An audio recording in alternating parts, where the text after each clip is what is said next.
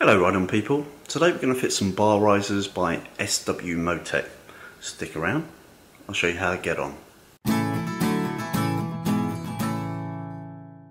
Now I've gone with these particular risers because they're cheap to buy and they raise the bars by a reasonable amount. They're not fully adjustable, but I don't feel I need that.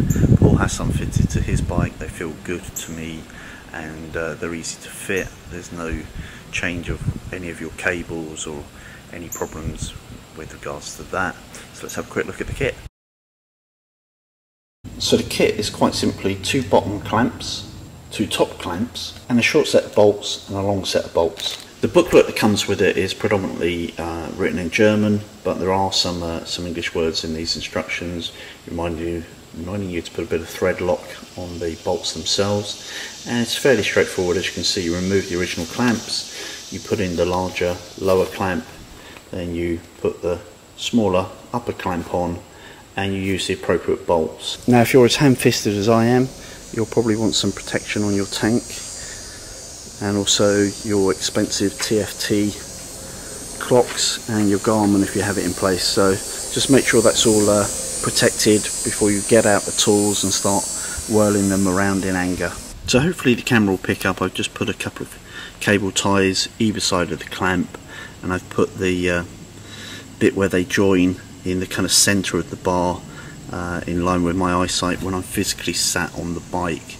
And I don't know if I'll actually need that, but it will just help me realign the bars back to a more stock setting once I get the clamps on, and then hopefully I'll have less adjustment for any levers or mirrors. Okay, tools for the job. What you'll need is a decent socket wrench, an extension, a T45 Torx bit to take out the bolts and fit the new ones, plus a torque wrench. Torque wrench is very important because this is technically a safety issue when you're clamping on the handlebars.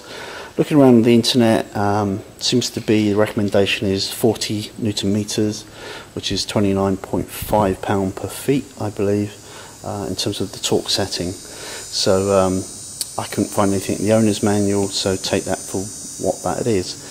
So these are the Oem Bolts and Clamps, and I was almost shocked how little effort was required to remove them. It was, the bottom set felt almost finger tight in actual fact, and required practically zero effort from the socket wrench, so just mildly concerning.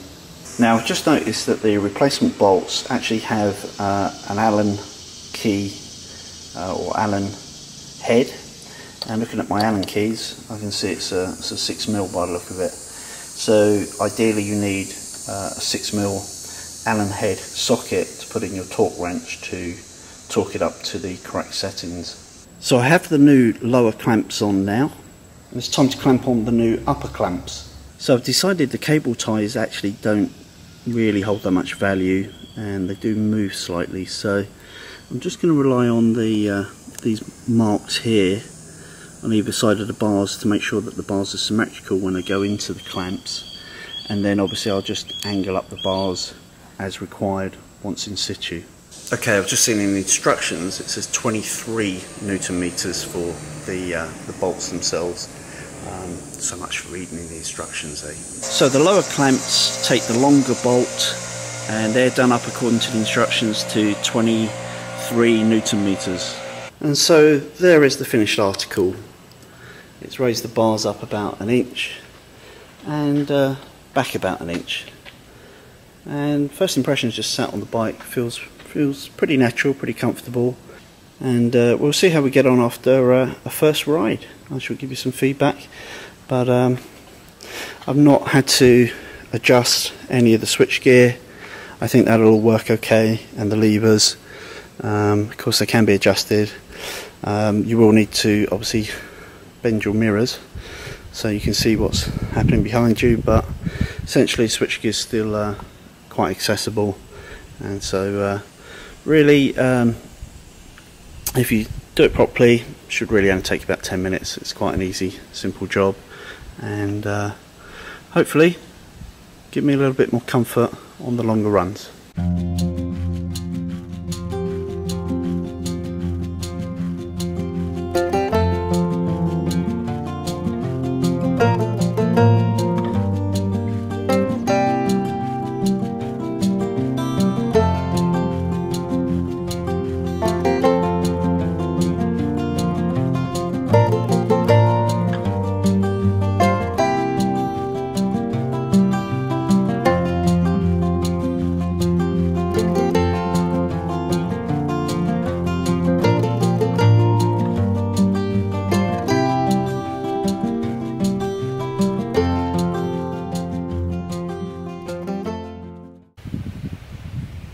I hope you enjoyed this video.